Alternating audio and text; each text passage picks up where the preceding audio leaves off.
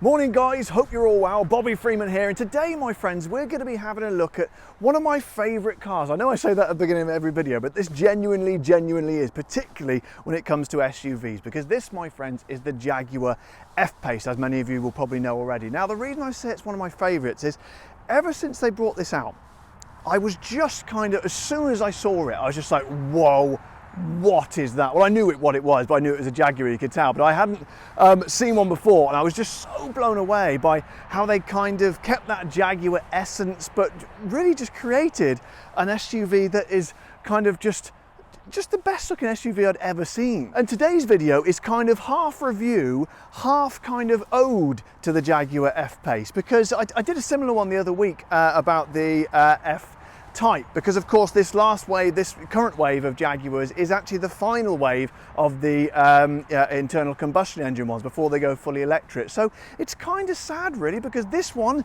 is the last incarnation. I'm never sure if I'm using that word right. Incarnation, I'm sure it is. Incarnation? Incarnation. I think it's right, I'm going to go with it. Incarnation. And as I say, I'm really quite sad about this, because you know, this will be the last F-Pace we see. God knows what they're going to replace it with, something electric. I hope it is, you know, I hope it's as, actually, you know what, I hope it's not as nice looking, because it's such a special car. And I reviewed the previous version of it, which it's kind of previous version, the pre-facelift. This is actually a facelift, because you're probably looking at it now thinking, it looks the bloody same to me. Well, it kind of does, but there are some key differences, and I am going to go through them with you later. But as I say, this is my little sort of, I can't think of the word, memorial, if you like. Sounds like it's died, doesn't it? But we'll go with it until I can think of a better word. A little memorial and sort of homage, there we go, homage to the beauty and the wonder that is the Jaguar F-Pace. And if you like the sound of that sort of thing, if that's making you go all funny and tingly, then don't forget to subscribe to my channel if you haven't already, so you can see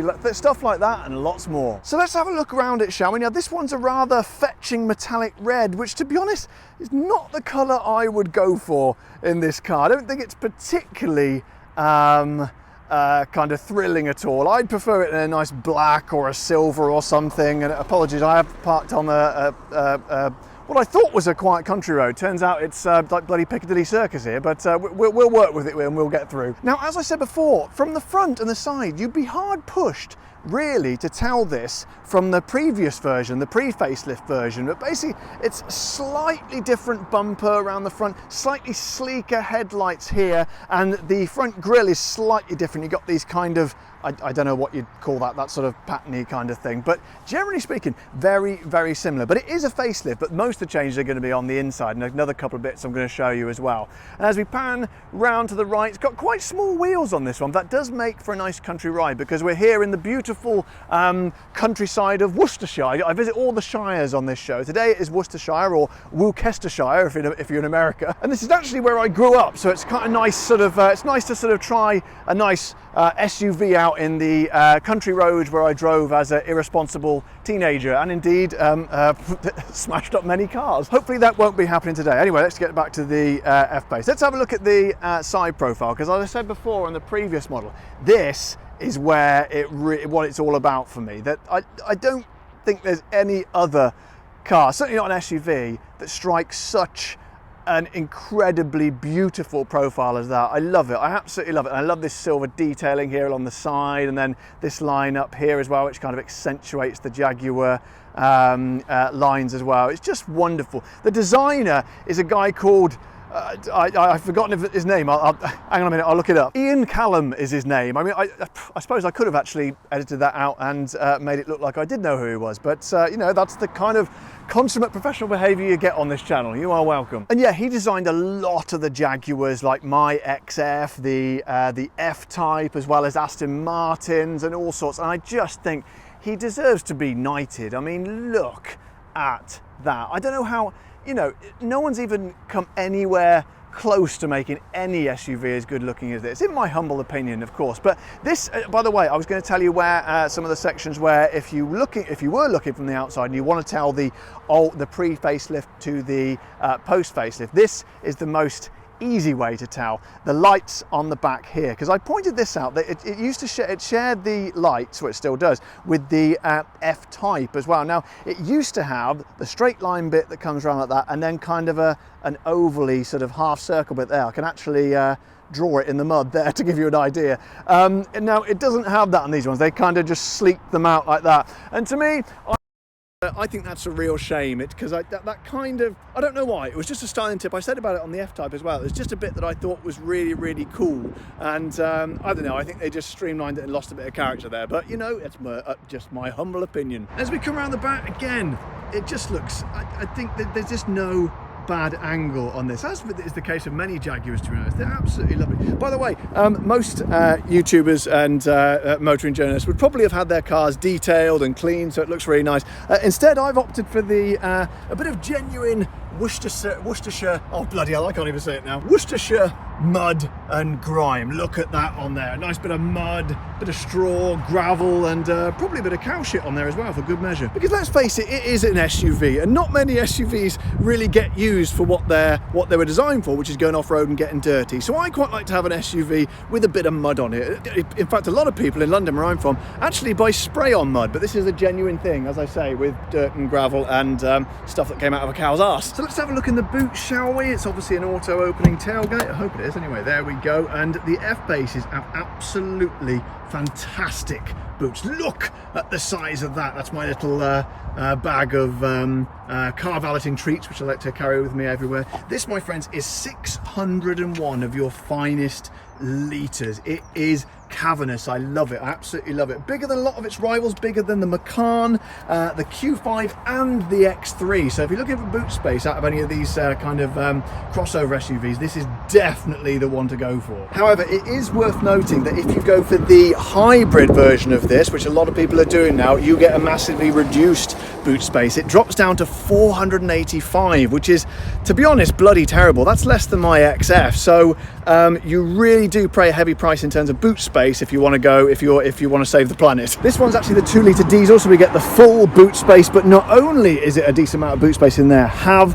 a look at this. Oh, good lord! There's also an absolute shed load of space in here as well. There are all sorts of nooks and crannies and little bits to store stuff in, and someone's put a dirty umbrella in there. I might have that. But that is absolutely brilliant. I think that's wonderful. That is ample space for even the most cluttered, even the most, I don't know what I'm trying to say. Even the person that travels with the most cluttered car and a load of shit they carry around with them. And of course, as is customary on this show, we like to do what I call the Freeman test and get inside the boot. Now, it is quite dirty, so I'm going, ooh, now then, it's quite decent. However, this is, oh, that's a parcel shelf. That will come off, actually, so ignore that. I'm quite happy in here. I could lie down here with some close friends and talk about I don't know anything I wanted to talk about, but the point is, it's a lovely big boot. Now, in terms of price, they start at around £40,000 for your base entry modelled 2-litre petrol. Then goes all the way up through the range. You got like 2-litre hybrid, you got the 2-litre diesel like this one, you got a 3-litre diesel, right the way up to the V8 SVR, which is a kind of double, really, about £80,000. Personally, I probably go for the, well, money no option. I'd go for the V8, obviously, but I quite like a 3-litre diesel. I think they're a really, really nice engine. I really enjoy driving 3-litre diesels. This one I've got today, as I say, is the 2-litre diesel, because I think this is probably the one that's going to be most popular and suited for most people's needs. Now, I said earlier about the most changes have been made inside, and as you can see, have a look at this. Oh my God, has it changed in here? They've really, really brought it up to date. I'll show you a picture now of the old interior of the original F-Pace, and as you can see, it is worlds apart. I mean, people had a real they had a bit of a go at the and kind of heavily criticised the previous F-Pace for being kind of dated and, not really up to spec inside. At the time, I quite liked it. I thought it was all right. It shared the interior of the XE, and I thought it was quite nice. But I must say, sometimes you need to see the new to appreciate how kind of dated the old was, and that really is the case here. And again, they've taken the this interior straight out of the XE. It's exactly what it will look like, and what an interior is. Just look at the quality of the leathers here, and then the sort of lovely kind of chrome or aluminium, whatever it is over here. It feels proper quality. Feels like kind of, I don't know, it's borrowed some quality straight out of the Range Rover. You've also got this great big, how big is this screen again? It is a, oh God, 11.4 inches. There we go. I knew my brain would kick in a minute. 11.4 inch screen, and it's just beautiful. The way it works is, you know, vastly superior to the previous infotainment systems and screens they had. Certainly in my XF. Look at this. Absolutely gorgeous, very intuitive as well. Press the home button there. As I say, it's intuitive. I couldn't work out how to get to the home screen, but yeah, it's just lovely the way it works. It's very nice indeed. And the steering wheel, look at it. It looks like it's straight out of a bloody, I don't know, sort of a bloody, I don't know, art museum or something. It's just beautiful. It's very kind of, almost feels kind of space age. I love this kind of molded metal and everything. It's just very pleasing to hold. The dash here has the standard analog dash, as you can see there. Obviously it is an option to have the digital dash as well, but sometimes I think it's quite reassuring to have the real thing. As we pan over here, again, the quality continues in the door. Just look at it. It's just such a nice, this one's obviously got the two-tone sort of creamy, would you call it? Cream beige, I don't know, very pale, and black, which is the best one to go for, I think. If you're going to have the pale interior, obviously go with the two-tone black, because you want the black on the dash, because you do not want a white dash, because that's going to be reflecting up in the windscreen as you drive along, and you'll probably end up in the ditch. And the controls down here, they've got this really cool thing whereby, why is that not working? I'm going to have to turn it off and on. Hang on a second. Come on. There we go. So these controls here, so this dial here, and again an actual manual dial, which is very nice. That controls the temperature there, but if you push it in, sorry, if you pull it out, then it becomes the fan speed, and then push it in, yeah, so out and in. So it's an out and in situation, if you will. But that's very nice. I like that. In a world where we've got everything on touch screens, like in the Teslas and everything, I really don't like that. So this is very nice to have something real and tangible to touch, especially something like fan speed, which you need to be doing when you're going along. One thing I would mention though, if you look at the position of the screen here, very nice screen, you know, that it is floating, looks like it's floating and everything. It's nice to have a floating screen. It is a little bit low down, I feel. I said that about my XF. I think the screen is too low down, especially when you've got a world these days when you've got BMWs and Audis which have it kind of rising out of the dashboard up here, that sort of level. I think that's a much better place to have it, because, you know, if I'm driving, I'm looking there. Do I really want to be looking down there? Because next thing I look up there, I run into the back of a great big truck. Something to think about, Jaguar, for next time. But let's have a look at this little fella here. This is one of my favourite dials, because that goes in and out. No real advantage that, to be honest, but it's quite pleasing. So this is the drive mode selector. So if I twist oh god, I wasn't sure whether to go for twist or twiddle there, so I went for a twist, which is not actually a word. But if you twist and or twiddle that, then let me zoom in there a little bit closer for you and get out of the sun glare. That changes the various driving modes, as you can see, from eco to comfort to sport and dynamic, but we'll talk a little bit more about that later when we actually drive it. We've also got a little bit more storage down here in this kind of weird little area there. I'm just having a bit of a feel. I'm going to try and describe it. It's got kind of two separate bits where you'd sort of perhaps put phones or something, but or maybe a couple of sandwiches, I don't know. And then of course we've got two ginormous cup holders. You could put, you know, a colossal American supersized cups in there. That's very good. What we got here, we got the lovely old-fashioned 12-volt adapter. I won't stick my finger in there lest I get electrocuted, but I do always like to have those old-fashioned ones.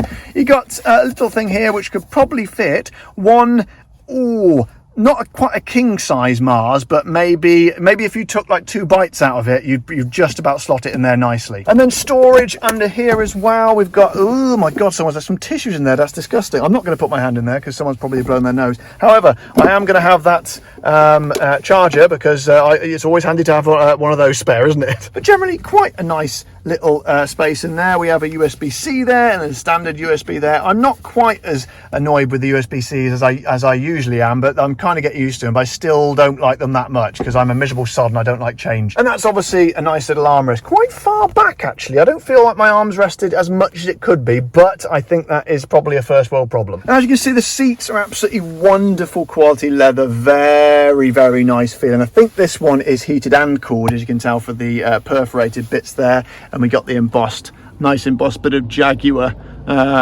emblem on there as well. So all in all, I think this is a very, very nice and luxurious interior, and a fantastic step up from the F-Pace that went before. So then, what was it like in the back, I hear you ask? Wow, I tell you what, it is lovely. This is a very, very nice place to be. I am a strapping 6-footer, as many of you know, and I have acres and acres of legroom. Look at that. I'm never going to whack my knees on the seat in front. That's lovely. Nice black carpets in the back as well, as I said, because you don't want white carpets. And just look at it. It just basically continues the feel from the back. It's very, very nice. There's more room in, there's not as much as legroom as something like something big in a Range Rover, but there's actually definitely much more than one of its main competitors, the Porsche Macan. So that's very nice. Center console on this one is not overly laden with gadgets. In fact, it's a bit sparse when it comes to gadgets. I think you can have an option to have the heated seats in the back and climate control. This one obviously hasn't got it. It's just got a small parcel here with a little bit of a rubber shelf. So if you are looking for somewhere to store about 1, 2, 3, 4, 5 curly whirlies with the ends bitten off, you could put them in there and they won't fall out because it's got a lovely grippy rubber bit. This bit down here is actually nothing at all, so I'm guessing that's where some of the toys would go usually. Always nice that they put like a little section so it shows you what you haven't had and what you could had. And then we've got another one of my favourite 12-volt chargers there as well. Very, very nice. But as you can see, the quality of the leathers is just fantastic. And it's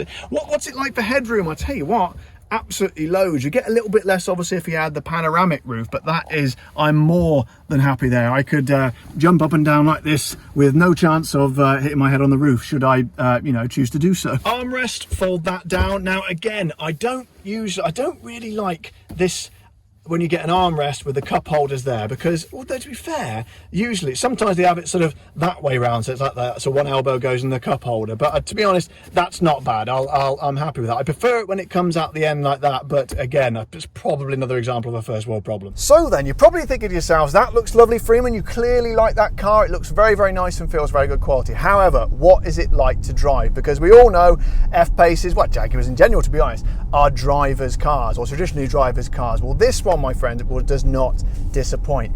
Is it different feel to the old one? Yes, I think it feels a little bit better. The suspension feels like slightly more advanced, gives a slightly kind of nicer ride, but it's more tweaked than anything, but it's tweaked in the right direction. And we're going down a real kind of narrow, bumpy little country lane here, as you can probably tell because the camera's wobbling about a little bit as well. But it's absorbing those bumps very, very nicely. But don't get wrong, you still feel them. It's still, got an essence of sports car breeding about it. But I think that's kind of what you'd buy an F-Pace for. If you want something big and soft, then you'd buy sort of an ML or a Range Rover or something. But you have to remember, this is there's a reason it kind of shares some styling tips and part of the name with the F-Type. It's meant to be a sporty SUV as well. And the driving position's really nice, up high enough so you can kind of, see what's going on, but it doesn't feel like a gigantic car, again, like a Range Rover or anything. It feels kind of, manageable. A little bit bigger than, say, a Porsche Macan, but I kind of like that. Porsche Macan feels a little bit too small in my mind. A great car, but doesn't really feel like an SUV. And there's just a general kind of air of it, when I'm comparing it to the previous model again, to feel slightly more refined. Everything just kind of, just polished a little bit more, and just that better, it just feels a little bit more better, feels a bit better quality. That's right, that's English for you. Now, as I said, this one is the 2-litre diesel, so this is going to give you 200 horsepower and 0 to 60 in around about 8 seconds. Not that anyone's really, I don't think, if you're buying a 2-litre diesel, I don't really think you're bothered about the 0 to 60, but it gives you an idea of the kind of, how it picks up. And we're just coming out of country lane territory now onto a bit of a faster road, so I'm going to give it a bit of stick down this road, see what it's like. Actually, let's pop it in sport, shall we? Or dynamic, I should say. Eco, comfort, dynamic, there we go. So I'm going to give it a bit of punch now. Foot to the floor. It's not bad. It's not what you'd call lightning quick, but as I say, I don't think people are going to be buying this car for that. So it kind of holds it nicely sort of higher up the rev range as well. It's okay, it's not too bad. I describe it as fairly pokey, but certainly not going to be tearing your face off. And as I said earlier, this is, you know, a sporty SUV, and you can really feel, because that's the question that I ask when I drive an F-Pace or something that is built as a sporty SUV, is does it feel, it's not going to feel like a sports car, but does it feel like it's got sports car breeding? Does it feel like it's born out of something sporty? And it definitely does. As I say, slightly firmer suspension, which is, you know, sort of not everyone's cup of tea, but when you're throwing it into a corner like I'm about to in a minute, you can really feel that, you know, it was derived out of those same engineers that sort of designed the F-Type have worked on this, and I'm throwing it into the corner now, and it's beautifully in flat. It's very, very nice. Again, to compare it to the Macan, not quite as nimble and agile as that Porsche, but pretty damn good. Economy wise, they say it will do up to about 44 mpg. I'm doing currently 38.8, so that's not too bad really, but I've been hooning it around these country lanes a little bit, so that's not going to help. Let's just push it round this roundabout here, and again, yeah, feeling, oh wow.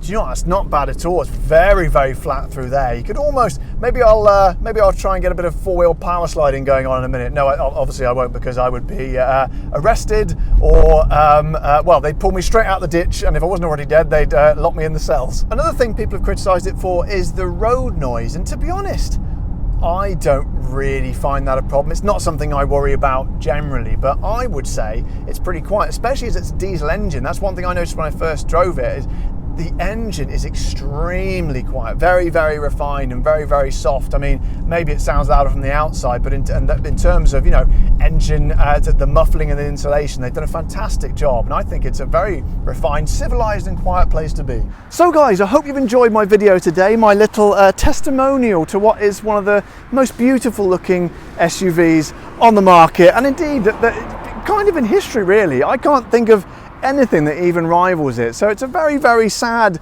it's kind of a happy memories video, but also a sad look into the future, because we won't have this lovely, incredible bit of engineering and design beauty ever again. And if you are looking to get an SUV which is practical and something that is, you know, with a normal engine before the electrical revolution takes over, and you want something that's you know, pretty and nice to drive, you could take it to the Dorchester Hotel or drive it in a muddy field, and it's got loads of room for everyone in the back, and just generally got everything. I can't really think of anything bad about it, apart from the fact the screen was slightly too low for the sat-nav, but it's a tiny little blip on what otherwise is a genuinely perfect SUV. And as always, if you've enjoyed my video today, sorry about all the traffic coming past here, but if you have enjoyed the video today and you can hear me talking over the bloody traffic that keeps coming past, don't forget to subscribe to my channel if you haven't already, or press the like button on the video, or if you want to support the show, head over to the Patreon page or click the join button below this video. But until next time guys, from gorgeous, sunny, slightly chilly and muddy Worcestershire, I am Bobby Freeman. Drive safe.